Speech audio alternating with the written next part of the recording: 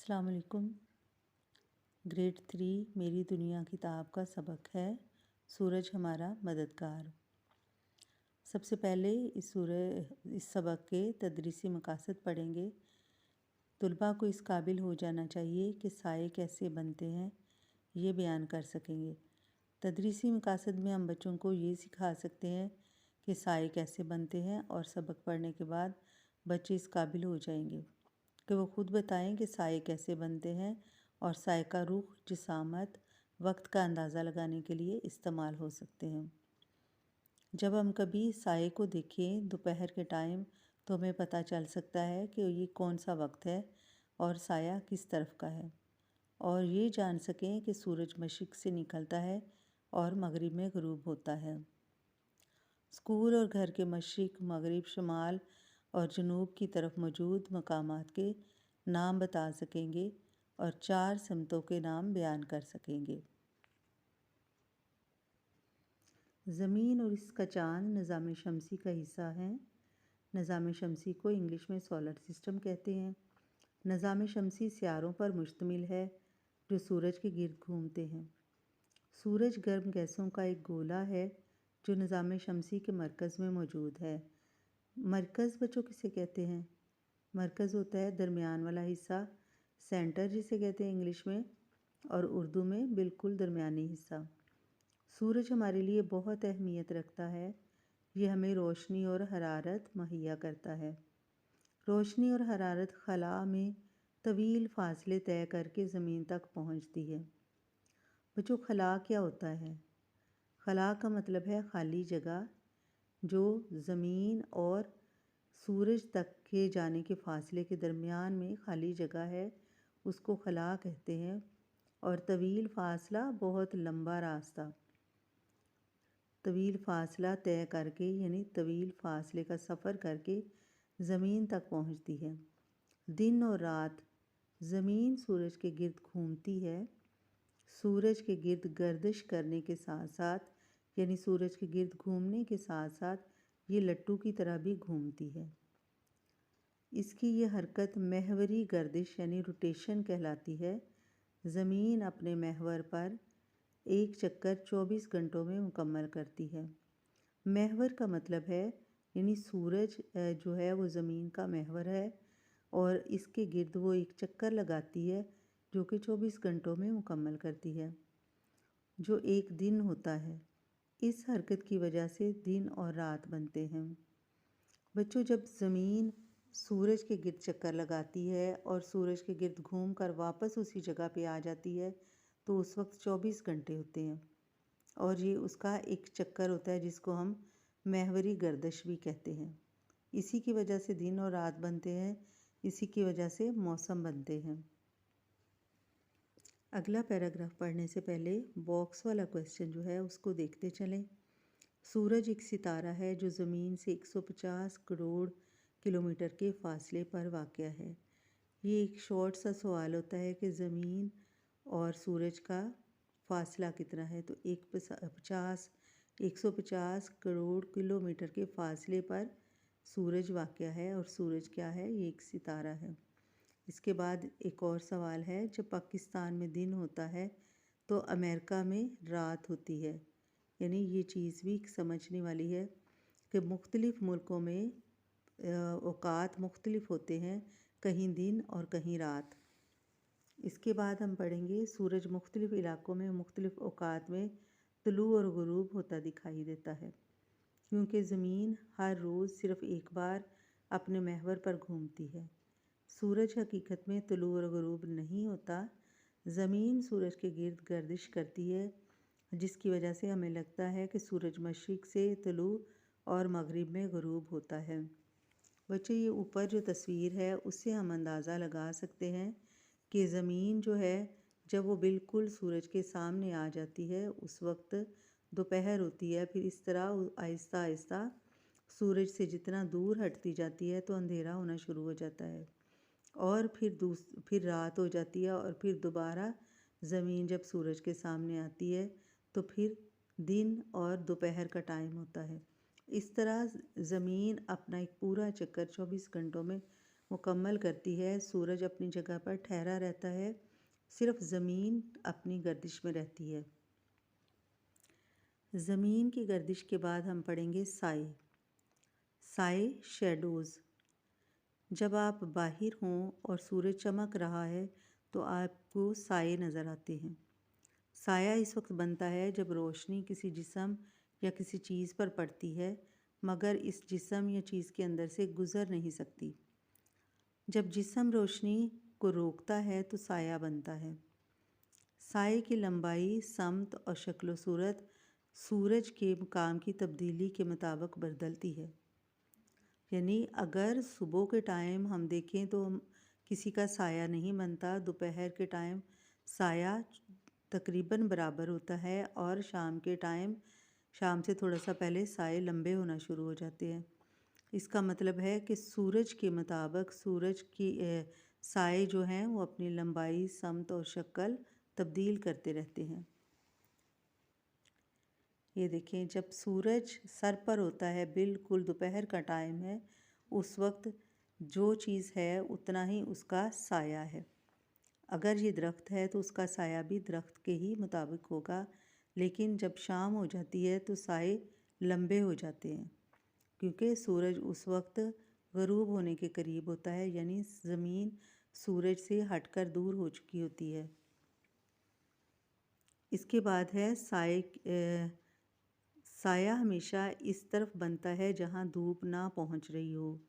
सुबह और शाम के वक्त सूरज आसमान पर दोपहर के मुकाबले में कम बुलंदी पर होता है, जिसके नतीजे में ज़मीन पर साए लंबे बनते हैं। सूरज आसमान पर जितना ज़्यादा बुलंद होगा, साए इतने ही छोटे बनेंगे। जब सूरज ऐन हमारे सर के ऊपर होता है तो साया हमारे कदमों के नीचे बनता है।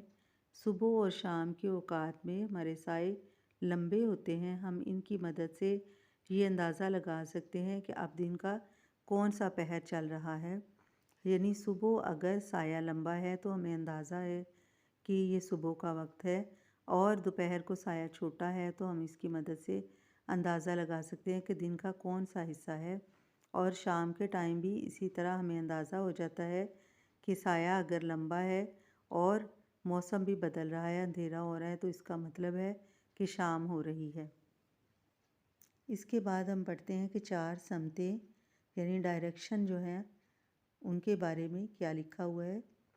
आप आसमान में सूरज की मौजूदगी के मकाम की मदद से समतें मालूम कर सकते हैं। यानी आसमान में सूरज किस जगह पर वाक़या है, तो देखते हैं कि हम इनकी समतें सूरज की मौजूदगी में किस तरह से मालूम कर सकते हैं। ये मालूम करने के लिए समतों का जानना बेहद ज़रूरी है कि आप कहाँ पर हैं और किस समत में जाना चाहते हैं। समतें इस तरह बताई जाती हैं कि जिस मकाम पर आप मौजूद हैं वो जगह इस मकाम से शुमाल, जनूब, मशरिक़ या मगरिब में वाक़या है। शुमाल, जनूब, मशरिक़ और मगरिब चार समतें कहलाती हैं। ये देखें, जब कोई शख्स सूरज की तरफ मुंह करके खड़ा होता है, जब उसका रुख मशरिक़ की तरफ होता है तो उसके दाएं हाथ में जनूब और बाएं हाथ में शुमाल और उसके पीछे मगरिब होता है। इससे जब हमें समतों का अंदाज़ा लगाना हो तो हमें चाहिए कि हम सूरज की तरफ, मशरिक़ की तरफ रुख करके खड़े हों जहाँ से सूरज तुलू होता है। तो उससे हमें अंदाज़ा होगा कि जनूब, शुमाल और मशरिक़, मगरिब कहाँ पर वाक़या है। इसके बाद हम जायज़ा लेते हैं। मुख्तसर जायज़ा में जवाबात को बयानात से मिलाएं। एक ही जैसे रहते हैं चाहे रोशनी के ज़रिए यानी माखिज़, रोशनी के ज़राए जिनको कहते हैं सोर्सेस, एक ही जैसे रहते हैं चाहे रोशनी के ज़रिए से फ़ासला कम हो या ज़्यादा। इसको हम इसके बयान से मिलाएंगे। साए के खदोखाल एक ही जैसे क्या रहते हैं, साए के खदोखाल एक जैसे रहते हैं। बच्चों, आपने जब पूरा चैप्टर पढ़ा है तो इसको आपने अच्छी तरह से समझ के इन कॉलम को खुद मिलाना है और ये आपने देखना है कि कौन सी जो स्टेटमेंट है, कौन सा जुमला वो किससे सही मिल रहा है। अब हम देखते हैं सबक को एक नज़र में। सबसे पहले हम ऊपर देख रहे हैं निज़ाम शमसी, और निज़ाम शमसी में क्या है, सूरज, चाँद और सियारे। इसमें हम देखेंगे कि सूरज क्या करता है। सूरज साया बनाता है, रोशनी और हरारत देता है। इसके बाद यहाँ हम ज़िक्र कर रहे हैं सियारों का। सियारों में ज़मीन का ज़िक्र हुआ है और 4 समतों का ज़िक्र हुआ है। समतें यानी तरफ़ें, जो हम 4 तरफ़ें इस्तेमाल करते हैं, उनमें कौन कौन सी हैं, मशरिक़, मग़रिब, शमाल, जनूब। और फिर इसके बाद है कि समतों के मुताबिक ही हम देख रहे हैं कि सूरज किस तरफ से मशरिक़ से तुलू होता दिखाई देता है और सूरज मग़रिब में ग़ुरूब हो जाता है। बच्चों, अब हम मुकम्मल सबक का जायज़ा लेते हैं। इसमें है पहला सवाल, दुरुस्त जवाब का इंतखाब करें। निज़ाम शमसी में होते हैं सियारे, सूरज, ज़मीन या ये सब। तो निज़ाम शमसी में सियारे, सूरज, ज़मीन ये सभी होते हैं। इसके बाद है इससे हमें रोशनी और हरारत मिलती है। चाँद, सूरज, ज़मीन, मुश्तरी, ज़हल यानी सियारों से मिलती है, चाँद से मिलती है, सूरज से। तो सूरज से हमें रोशनी और हरारत मिलती है। इसके बाद है ज़मीन की अपने महवर पर गर्दिश की वजह से बनते हैं। क्या बनते हैं? चाँद के मदारिज, मौसम, दिन रात और मौसम। दुरुस्त जवाब है दिन रात और मौसम। समतों के बारे में मालूम करने के लिए आप इस्तेमाल कर सकते हैं चाँद की लोकेशन, ज़मीन की लोकेशन, सूरज की लोकेशन या सितारों की लोकेशन। इसका दुरुस्त जवाब है सूरज की लोकेशन। ज़मीन अपने महवर पर घूमती है और एक चक्कर मुकम्मल करती है 12 घंटे में, 24 में, 48 में या 72 घंटे में। तो बच्चों, इसका दुरुस्त जवाब है 24 घंटों में। सवाल नंबर 2 है, गलत या सही के खाने में निशान लगाएं। अगर आपको लगता है कि ये एक जो स्टेटमेंट है ये गलत है, ये जुमला गलत लिखा हुआ है, तो आपने गलत के खाने में टिक लगा देना है। और अगर आपको लगे कि ये दुरुस्त है तो आपने सही वाले खाने में टिक लगा देना है। अलिफ में है सूरज ज़मीन के गिर्द गर्दिश करता है। सूरज अब ज़मीन के गिर्द गर्दिश करता है, ये जो जुमला है ये गलत है, बल्कि ज़मीन सूरज के गिर्द गर्दिश करती है, इसलिए गलत पर टिक का निशान लगा दिया है। इसके बाद है ज़मीन अपने महवर पर मग़रिब की जानिब घूमती है। अब बच्चों, ये जुमला जो है ये फिर गलत है, इसलिए गलत पर टिक लगाया है। जब पाकिस्तान में दिन होता है तो अमेरिका में रात होती है, ये दुरुस्त है। जब रोशनी किसी जिस्म पर पड़ती है तो साया बनता है। किसी ऐसे जिस्म पर जब भी रोशनी किसी जिस्म पर पड़ती है तो वह जिस्म उसे इजाज़त नहीं देता अपने अंदर से गुज़रने के लिए, तो इसलिए साया बनता है, ये दुरुस्त है। इसके बाद है यक लफ्ज़ी जवाब, यानी आपने सवालों के एक लफ्ज़ में जवाब देने हैं। मदरजा झेल का जवाब एक लफ्ज़ में दीजिए। आसमान पर किसकी पोजीशन ज़मीन पर बनने वाले साए की लंबाई, समत और शक्ल पर असरअंदाज होती है। तो बच्चों, अभी हमने चैप्टर में पढ़ा है कि सूरज की जो पोजीशन है वो असरअंदाज होती है। ज़मीन पर बनने वाले साए खाली जगह में हमने लिखना है सुबह और शाम में हमेशा यकसा होंगे, यानी सुबह और शाम में साए एक जैसे होते हैं। उनकी लंबाई, समत, शक्ल तकरीबन एक जैसी होती है और दोपहर में साए छोटे हो जाते हैं।